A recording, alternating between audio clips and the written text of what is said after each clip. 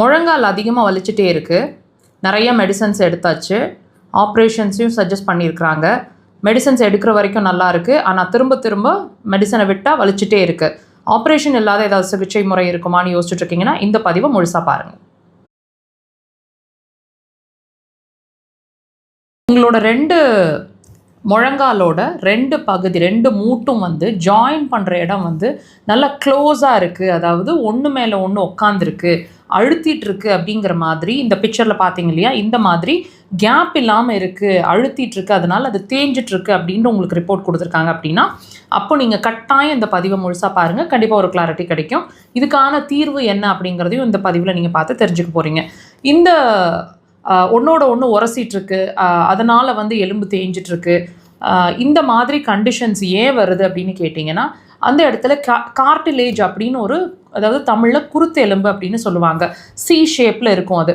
இது இதோட மேஜர் வேலை என்னன்னு சொல்லப்படுதுன்னா, திடீர்னு ஒரு ஷாக், ஒரு ட்விஸ்ட் ஆகுது கால், இந்த மாதிரி ஷாக்ஸை அப்சார்ப் பண்ணி முழங்கால உறைவுத்தன்மை இல்லாமல், அதாவது ரெண்டையும் ஃப்ரிக்ஷன் ஏற்படுத்தாமல் வச்சிருக்கிறது அதோட வேலை. கேப்பை கொடுக்குற வேலைன்னு சொல்லலாம். இப்போ இந்த இடம் இந்த கார்டிலேஜ்ன்ற ஒரு விஷயம் டேமேஜ் ஆகிறது அப்படிங்கிற ஒரு கண்டிஷன், அதாவது தேய்மானம்னு நம்ம சொல்லலாம் தமிழில். இந்த கண்டிஷன் ஏற்படுது அப்படின்னா அப்போ 2 எலும்பும் ஒன்றோட ஒன்று உராய்வு நிலை ஏற்படும். ஸோ இதுதான் மெயினாக வலிக்கான காரணம்னு சொல்லப்படுது. ஸோ இந்த கண்டிஷன் உங்களுக்கு இருக்குது அப்படின்னா இதுக்கு நீங்கள் நிறைய மெடிசன்ஸ் எடுத்துகிட்டு இருப்பீங்க. ஆப்ரேஷன்ஸ் மெடிசன்ஸ் எடுக்கிற வரைக்கும் நல்லா இருக்கிற மாதிரி இருக்கும். மெடிசனை நிறுத்தினா அடுத்த நிமிஷமே வலிக்கிற மாதிரி இருக்கும். அடுத்த ஸ்டேஜ் ஆப்ரேஷன்ஸ் உங்களுக்கு சொல்லியிருக்கிறதுக்கு வாய்ப்பு இருக்குது. இப்போ இது எல்லாமே ஒரு குழப்பமான ஒரு நிலையை உங்களுக்கு கொண்டு போயிருக்கோம். இதுக்கு என்ன காரணம், எப்படி தீர்வு காணலாம்? மருந்து இல்லாமல், ஆப்ரேஷன் இல்லாமல் ஏதாவது தீர்வு இருக்குமா? எஸ், கண்டிப்பாக இருக்குங்க. இப்போ ஒரு ப்ராப்ளம் உள்ள அரைஸ் ஆகுது அப்படிங்கிறது நாங்கள் ஒவ்வொரு பதிவுலையும் சொல்லிகிட்ருக்குறோம். அது வியாதி இல்லை.